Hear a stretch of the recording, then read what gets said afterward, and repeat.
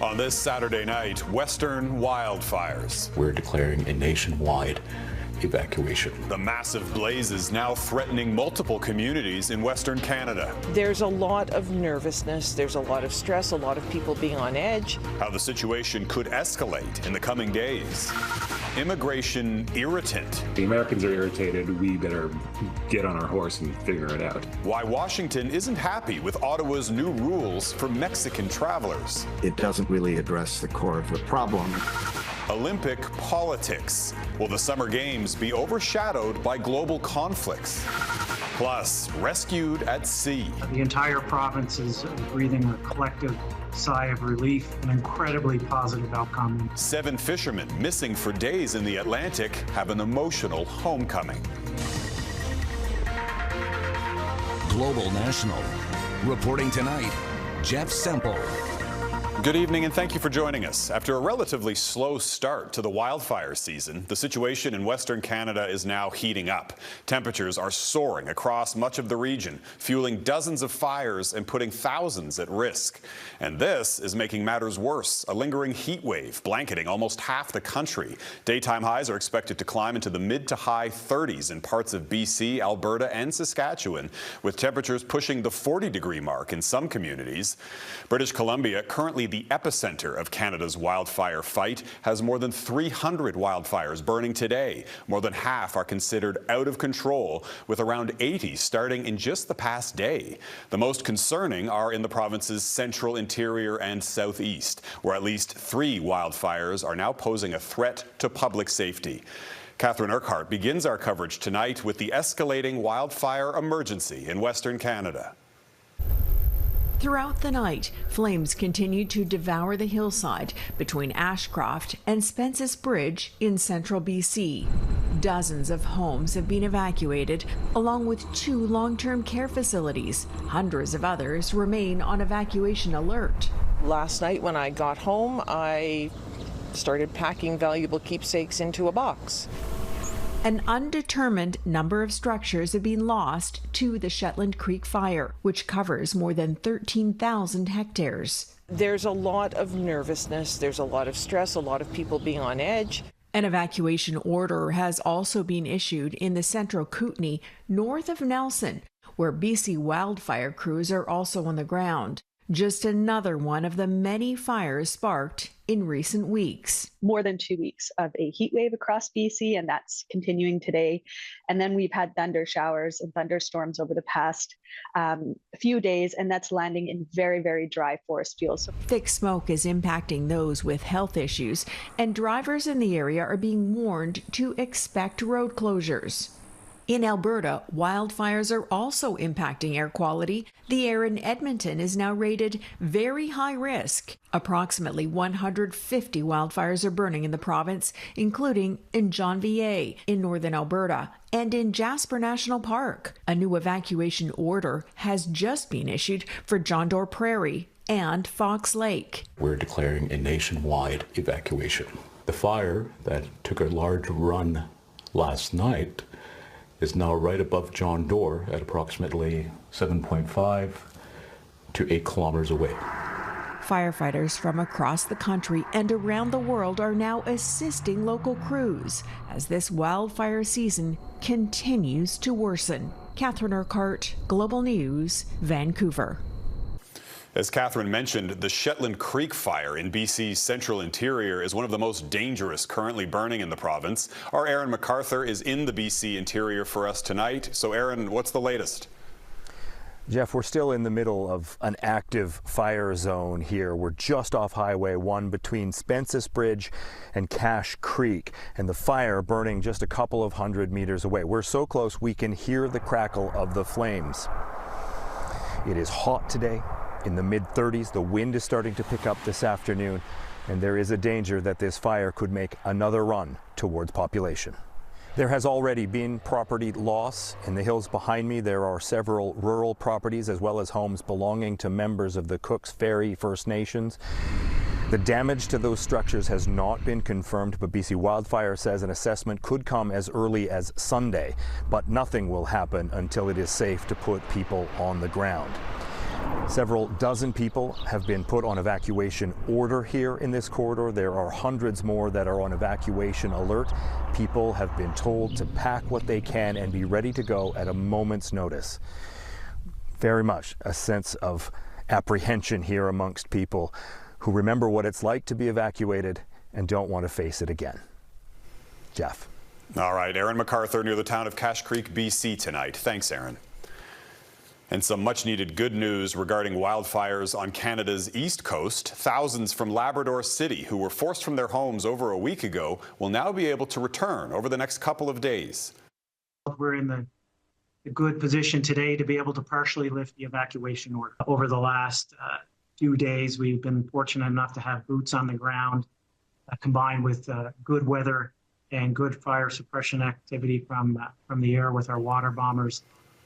The Premier of Newfoundland and Labrador says the wildfire near Labrador City is not entirely extinguished, but it is now under control. Almost 10,000 people were forced to flee last Friday. Essential workers and their families will be the first allowed back, with plans for the rest to return on Monday afternoon. And it's been a dry summer in another sense for many people in Ontario. Despite some last-minute delays, the two-week strike by Ontario's liquor store employees now appears to be over. Most alcohol in the province can only be purchased through government-run stores. Sean O'Shea has the latest details and reaction. In the heart of this Toronto tourist area, visitors to the city enjoy a hot summer's day. What they haven't been able to do for the last 2 weeks is buy alcohol from the government-run liquor store, the LCBO, because its workers have been on strike. That little strike affects so many people, but it's for a reason. There's a good reason. A strike finally settled Saturday morning, although stores remain closed for now. Did you miss the LCBO being closed? Yes, I have. There'd never been a strike in the LCBO's 97-year history. Was the strike worth it? Absolutely. I think, on so many levels. I think everybody got a little something here. There wasn't an overall big loser in the picture. The union, representing 9,000 liquor store workers, fought against growing privatization of alcohol sales in supermarkets, gas stations, and convenience stores. It argued it would mean fewer jobs and reduce provincial income. The government wouldn't back down from a plan to sell ready-to-drink alcohol beverages outside the LCBO stores. RTD is off the table. Let me be very clear. It's done. It's gone.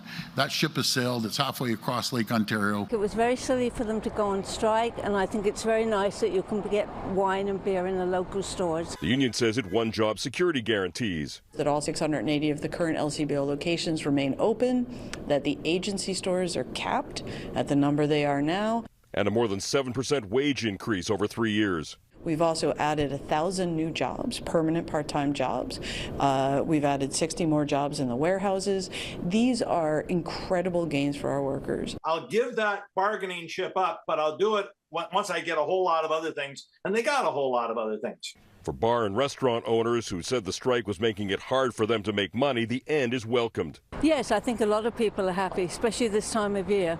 The tentative agreement is now in the hands of union members. They'll vote all weekend. If the deal is approved, they'll be back to work on Monday, with LCBO stores reopening Tuesday morning. Jeff. Sean O'Shea in Toronto. Thanks, Sean. Hospitals, banks, and airlines around the world are still recovering from that massive IT outage. Only Microsoft systems were affected, and the tech giant is now revealing how many devices went down. 8.5 million. That is believed to be the largest cyber outage in history, and some travelers are still stranded. Airports are slowly rescheduling flights. As of this morning, around 20% of flights out of Canada were delayed. The culprit? Some bad code in a software update from cybersecurity firm CrowdStrike on Thursday evening. A fix has since been distributed. And there's more potential bad news for travelers, specifically those going to Disneyland. Disney employees in California have voted overwhelmingly to strike. More than 14,000 workers could walk off the job, though there's no specific strike dates yet. They want higher wages and safer working conditions. Contract negotiations are set to resume on Monday. Former U.S. President Donald Trump is back on the campaign trail today, 1 week after he was nearly assassinated in Pennsylvania. Trump held his first public rally since last week's attack and after officially accepting the Republican presidential nomination. It's also the first time he's holding one together with his new running mate, J.D. Vance. The Ohio senator, once a staunch critic of Trump, is now aiming to win the vice presidency. Back here in Canada, documents obtained by Global News are shedding light on the federal government's recent decision to decrease the number of temporary immigrants. That included the return of a visa requirement for Mexican nationals after a surge of asylum claims from that country. Taria Isri explains how that move followed political pressure from south of the border. For years, Mexican travelers did not need a visa to come to Canada. But that changed after Ottawa faced calls from provinces and Washington to reverse course and curb the number of asylum seekers from Mexico. The United States has started to put pressure. That is likely, the last straw. Briefing notes from last January prepared for Public Safety Minister Dominic LeBlanc for his meeting with U.S. Ambassador to Canada David Cohen describe the frustration within the Biden administration. Mexican nationals entering Canada, subsequently attempting to enter the U.S. illegally, remains a bilateral irritant. Canada shares U.S. concerns regarding abuse of visa-free travel by Mexican passport holders. If the Americans are irritated, we better get on our horse and figure it out. Prime Minister Justin Trudeau lifted the visa requirement in 2016. This move will make it easier for our Mexican friends to visit Canada. From then onwards, the number of Mexican asylum seekers to Canada soared, reaching a record high of 24,000 last year, while the U.S. also saw an increase at its northern border. These are migrants, others who are trying to cross the border from Canada into the United States. And that number has gone up fairly dramatically. It pales in comparison to the crisis at the U.S. southern border. But American officials warned organized crime rings were using Canada as a backdoor to enter the U.S. and exploit vulnerable people fleeing poverty and violence. In Canada, from our investigations across the country, that there is Mexican organized crime involved in this. Last February, the government reversed its 2016 decision. A change was needed. Reinstating the visa requirement for Mexican nationals. This is an easy thing for governments to do, but it doesn't really address the core of the problem, which is the criminal networks. A spokesperson for the Immigration Department did not answer when asked how much U.S. concerns factored into Canada's decision, but did say since Canada reimposed the visa requirement, asylum claims from Mexican nationals, particularly at Canadian airports, has decreased significantly. Jeff? Taria Isri in Montreal. Thanks, Taria. Tourism hotspots coming up. Sweltering heat hits some of Europe's most popular destinations. Welcome back. The Israeli Air Force attacked Houthis in Yemen, striking a major port and reigniting fears that the Gaza conflict could spread. This is the aftermath of the attack on a Houthi-controlled port in western Yemen. Israel says it struck military targets, and local reports claim it was an oil facility and that some people were killed, though it did not say how many. Israel says it's retaliation for hundreds of attacks, including this Houthi drone strike on Tel Aviv on Friday. Leaders of the Iran-backed group promised what they called an effective response. Most of Central and Southern Europe is locked in a heat wave. Temperatures peaked at 44 degrees in parts of Spain today, and it was nearly as sweltering in other tourist hotspots like Italy, Greece, and Croatia. Nithu Garcha looks at how people are adjusting to this extreme summer heat. In Rome, ancient history met modern-day heat as tourists sought refuge from scorching temperatures by going underground. It's very oppressive and very difficult to see Rome. Europe has been sweltering under an unprecedented heat wave this week, with temperatures soaring to record highs in some regions. For this veteran food delivery driver in Athens, earning a living has become an endurance test. The temperatures are really huge. Even your skin burns. You sweat, your eyes hurt, you become very tired, really exhausted. Meanwhile, in Croatia, tourists and locals flock to the Adriatic Sea, where temperatures have hit record highs. The whole Adriatic is about 5 degrees warmer than the average in this part of the year. But there are also other species which are cold sea species. So basically they will get into the problems. They might disappear in a few decades because the ocean will be too warm for them. The days we've been here, really, really hot, maybe too hot for us, what we are used to. In Serbia, locals say the Rusanda Salt Lake in Melenci has dried out for the first time. This is scary how warm it is, really scary. Such heat waves would almost not exist if it were not for climate change. In Belgrade, temperatures shattered records dating back over a century. In Spain, they work at sunrise with extreme heat triggering a ban on some outdoor work in the afternoons. Communities across Europe have found creative ways to cope with the heat amid growing concerns over climate change. Neetu Garcha, Global News, Vancouver. In China, at least 12 people have died after floods and torrential rains led to the collapse of a highway bridge. It happened Friday evening in the northeastern Shaanxi province. Chinese media reports that more than 30 people are also missing after a section of the bridge fell into a river below, along with more than 20 vehicles. Hundreds of rescuers, as well as dozens of vehicles and drones, have now been dispatched for search and rescue. This as severe floods and heavy rainfall have also been battering northern and central China since early this week. Mixing sports and politics. Still ahead, countries at war prepare to compete at the Paris Olympics.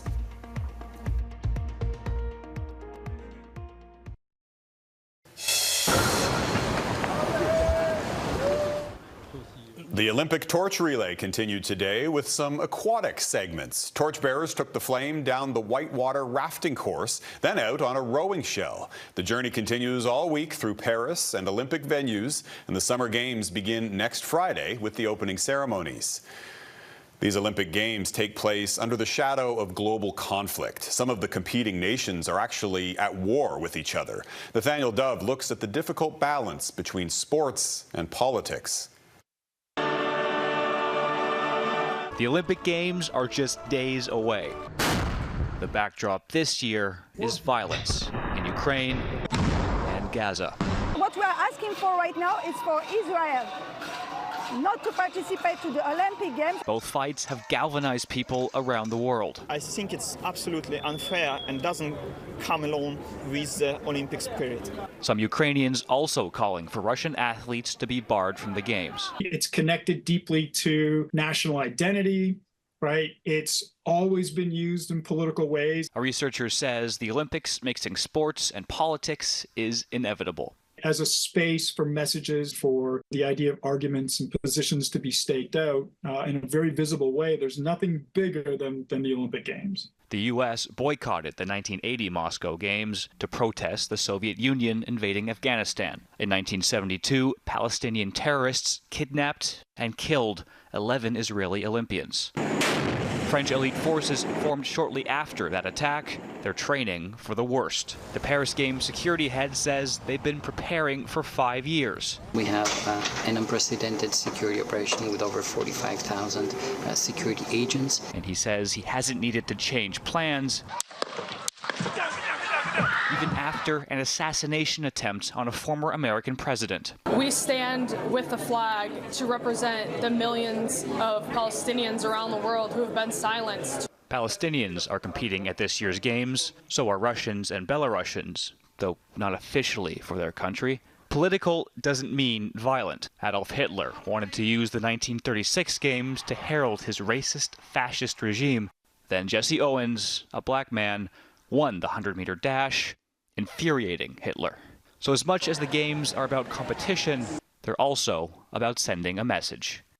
Nathaniel Dove, Global News. Welcome back. We end tonight with an incredible story of survival. A fishing vessel and its 7 crew went missing this week off the coast of Newfoundland and Labrador, and hopes of finding them alive were fading fast. When you were talking to people, it was just, it was like a doom, gloom, like a curse was put on the town.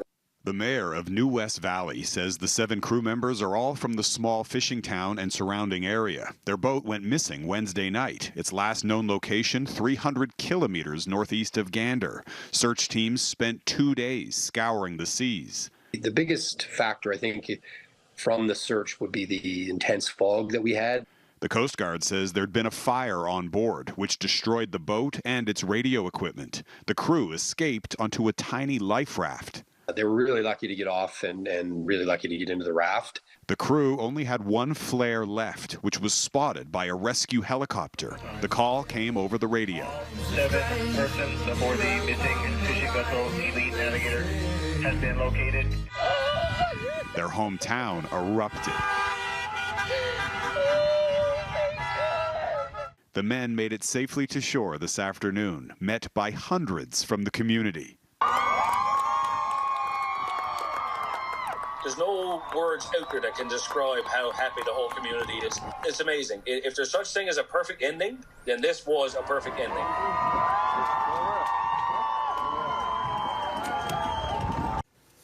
And that's a perfect ending for us on this Saturday night. I'm Jeff Semple. Tonight's Your Canada is a different boat, the world's oldest intact passenger sternwheeler in Caslo, British Columbia. We love seeing Your Canada, so please keep emailing your photos to viewers@globalnational.com. Thanks for watching. Hope to see you back here again tomorrow. Have a great night.